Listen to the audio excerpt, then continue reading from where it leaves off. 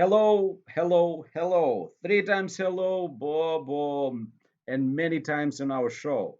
We have new people, and we would like to say hello from our studio. Let's say, in this case, is virtual, and we always have art, author, and also people who like to share their stories in our show. So, and today we have a writer, and so please, can you introduce yourself to us, Diann? Sure, I'd be happy to. Hello, everyone, and happy Sunday. So, I am Diann Floyd Boehm, Floyd being my maiden name, and I'm speaking to you from Austin, Texas, in the United States, and I'm very happy to be here today. So, uh, so tell us a little bit about your job. What you do? Sure, I'll be happy to. So, everyone, my background is teaching. I taught from 4-year-olds up to 8th grade. In the classroom, I was a regular classroom teacher, especially 3rd grade, 4th grade. And then I became a curriculum director where I helped bring in computers when they were brand new into the classroom and wrote curriculum for technology, which was quite fun. But I have always been a storyteller. So there came a time in my life where I decided to take my stories and put them to print. And I'm having a blast doing that. I'm no longer in the classroom in the sense of having school every day, but I go to classrooms and help enrich teachers and students' lives with helping them love and embrace their imagination, inspire teachers to be writers, go into offices and inspire people as well. And it's just a blast. I love every day. I feel very lucky. Okay, so tell us, how many books have you written up to now? Well, books that have been published, I have about 6 published books, 5 children's books, and one book called Rise, A Girl's Struggle for More. It's a young adult historical fiction book based on my grandmother. And I decided to write that book because I wanted to inspire young adults to love who they are and to go after their dreams. And even if it takes a while, you can do it. Because if a woman born in 1904, and the time that women really weren't encouraged to go to college, but to just marry, no, I mean, yay, I'm glad I'm married, so I don't mean anything negative by that. But to discover more things about themselves, if she could do it, through all those obstacles, then people today can do that too. And that's what I hope that book brings about, as well as just it's a fun story. And but I have lots of stories that I've written that I still need to put on the bookshelves. So, when you started to write, what was, how say it, your what motivated you? What did you? What was the spark there for the fire? Well, my mama says when I was born, I did 2 things. One, when the doctor gave me a little pat on the back, I hit in high A. Oh! She said most people cry, and I sang. And number 2, having 5 brothers, it's very hard to get your word in edgewise. So I learned to talk really fast and get my word out there. And my brothers used to call me Motor Mouth, my older brothers, because I wanted to be heard. So that's part of the motivation. But also, I just really love telling stories. And I discovered that by telling stories that, it's especially in the classroom, kids, if you say, why are y'all acting like that? Why can't you just settle down so we can learn? It's better to just take a break, be calm, tell a story, and by the time they finish, A, they're calm, and B, they're like, I think there's a moral to that story, so yeah, and they change their attitude. So That's why. The other thing is, I love being on stage. I've always enjoyed being on stage.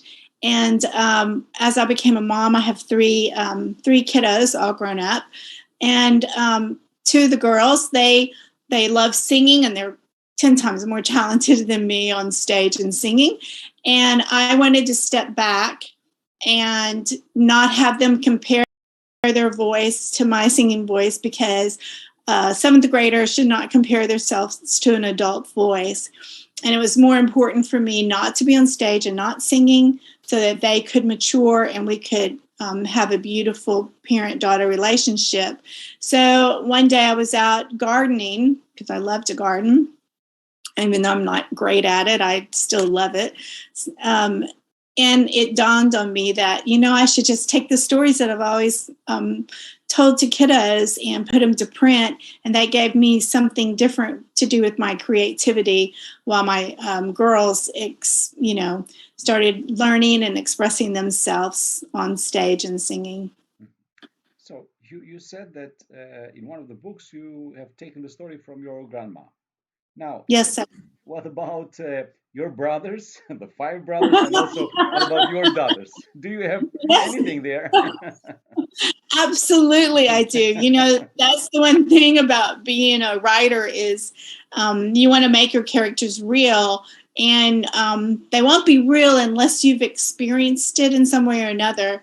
So at Christmas time, I wrote a short story that I was very lucky it was picked up. And I took a real incident that happened with one of my oldest brothers. And I was a young girl, so I would always just hear about this story because I was little. But I took the story of when they found these puppies that had been thrown away in the ditch, or a bio, some people call it. And they saved these puppies. And I turned it into a Christmas story and had a real fun twist to it. And I gave the stories to my brothers. So, those two brothers are in heaven, but to my other three brothers, so they would have a story that they didn't realize because they're much younger, especially my baby brothers, and that they could have about their older brothers. So that's a really special story to me. I really love it. Okay, and about your daughters? My daughters. Well, I have to be careful right now because they're all. You don't have to say everything, yeah? You don't have to say everything, but you have to be honest. Yeah. So, I like to think about different things that kids go through. And if in some of the stories that are not printed yet, but in that, we, no matter what generation we all go through certain things in life. And I'll ask the kids, that stage in middle school that, where you don't feel pretty and everyone's kind of teasing you because, you feel a little chunky. I go, matter of fact, this just happened the other day. I was sharing and my daughter's like, oh my gosh, I so forgot about that. And I was like, well, as long as I don't use your real name, can I put that into a story? And they're like, okay. So that's how I do it. Did that make sense at all? Yes, it does. So now what about you? What about me? In the books now, okay? That is in the books. Our friend now, okay? Okay. That's our friend. There now it's you. Well, I don't want to bore you. So my books and about me. Yes, there is a story that'll be coming out. And so a little girl named Sarah Jane is the character. And she changes schools. And she doesn't get to be in the choir. But when she was in her other school, she was automatically in the choir. And she was never told that she couldn't sing. And so she has to work really hard to go and be in the choir. And actually that whole story is based on my life. And the purpose of that story is, again, kind of like what happened with my grandma. It's like, I so wanted to be in the choir. I never had a teacher tell me I couldn't sing. I didn't understand it. but the teacher was right. And so because the teacher gave me steps on what to do so that I wouldn't sing flat, and then she let me in the choir, but then I had to sing really softly so I wouldn't mess up the tone. So I put that all in the story. And what I try to do actually is go to schools and kind of tell the story and get reactions from kiddos. And before I sometimes put the story up print. And that's one of the favorite stories kids love to hear because they can relate to it. So up to here we're great. So which is the best compliment that you have taken up to now? The best compliment, yes, as far as writing. As far as writing, my best compliment, I never thought about that before. But I think when the kids come up and hug me, especially they love Harry the Camel, and they just say, I love myself because Harry learned to love himself too. And I'm like, wow, isn't that wonderful? Because you want a child to love themselves. And when they say, oh, I was really mad at myself today, but when I read that book, I liked myself again. I'm like, yay. So let's say the moral of your books, let's say in general, is about helping the kids to know the values of themselves, to know that they are very unique in this life and so on, or is also any other? Yes, you're right about that. But let's say in the Moonling Adventures, that is embracing my imagination. So the Moonlings, they live on the moon, and they love Earth as much as Earthlings love the moon. And the purpose of those books are because the Moonlings look very, very different, but they still love to do the very same things. So the point of that story is just because someone looks different doesn't mean they can't be your very, very best friend. And also they go on adventures. So one is the Serengeti, and they see parts of the earth they love. And by doing that, it also gives a chance for Earthlings, young kids, to explore the Serengeti as well, because maybe they didn't get to go there.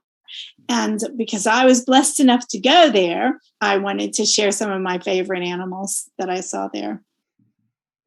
While you were talking, it came an idea in my mind. So okay. You would be a very good storyteller. And also with your voice, you have a very nice voice. So I think you will have a lot of followers. Really?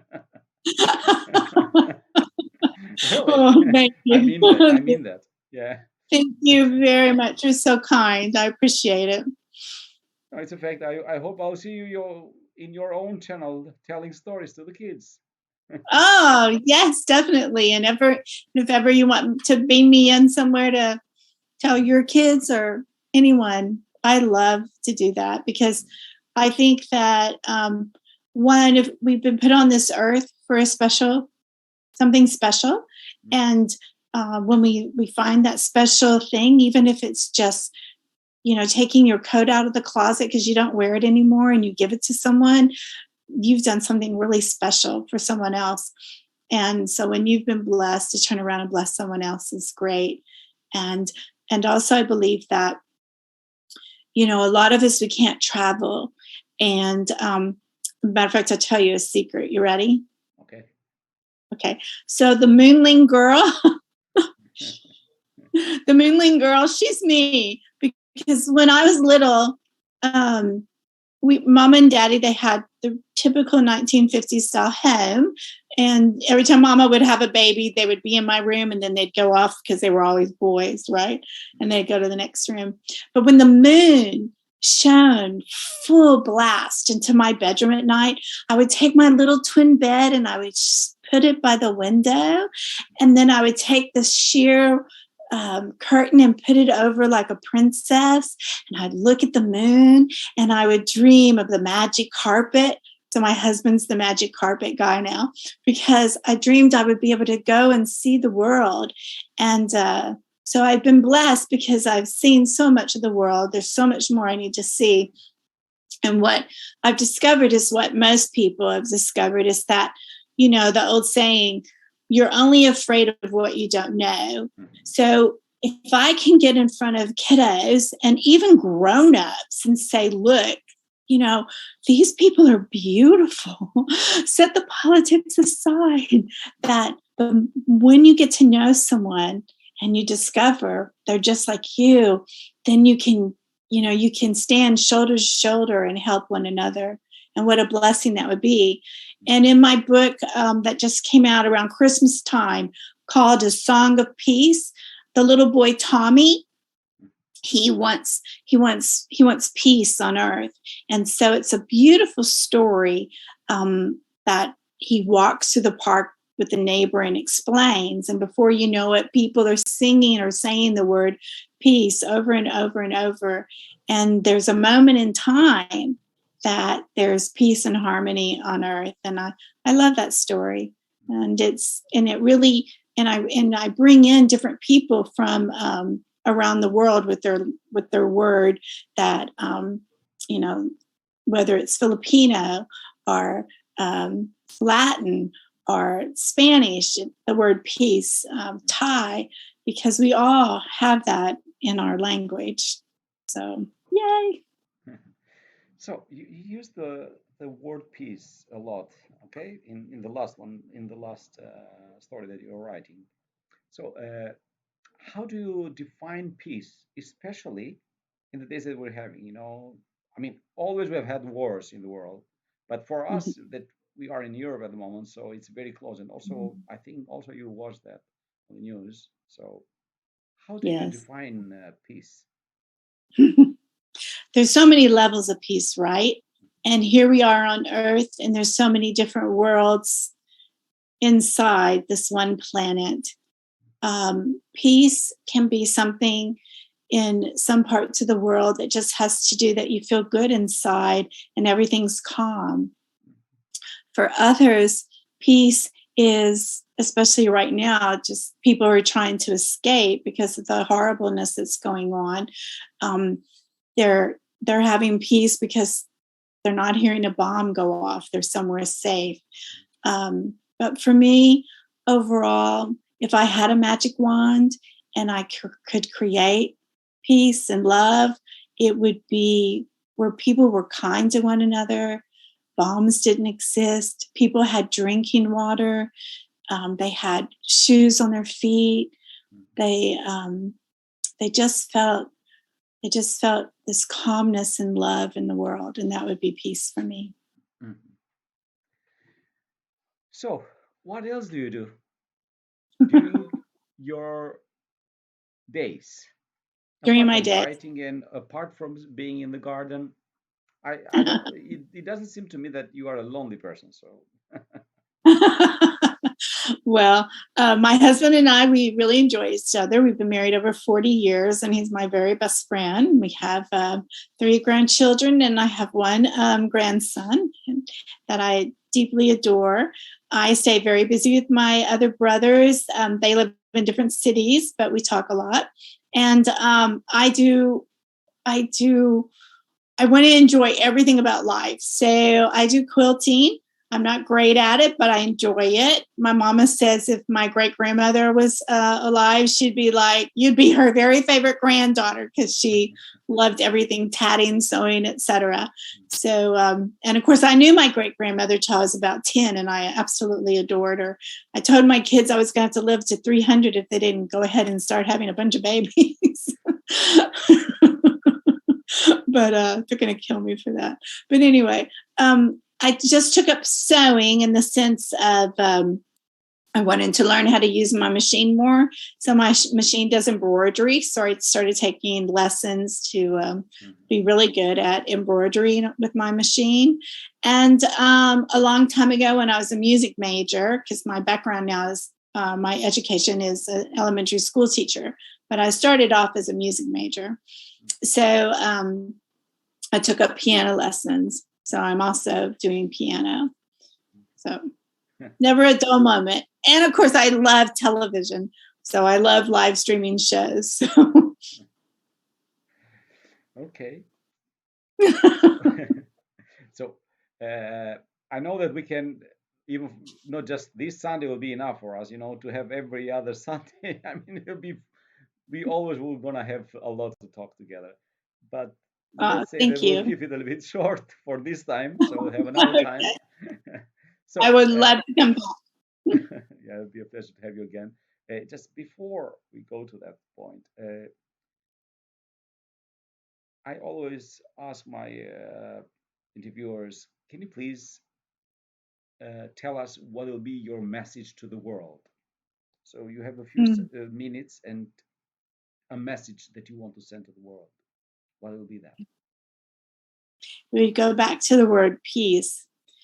I wish there was a way to get it where all these leaders could just step back and take a moment and really ask themselves what they're doing, why they would want to cause harm to people, what is the benefit of it, and how can we get all the leaders to work together so that everyone could have peace and harmony, and to share love and kindness.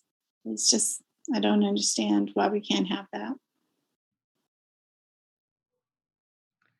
Thank you very much, Dan. It was a pleasure and a joy to have you in our show, and all the best. And so we hope your success will reach so not half of the world, all the world. And so we wish you the next time everybody knows.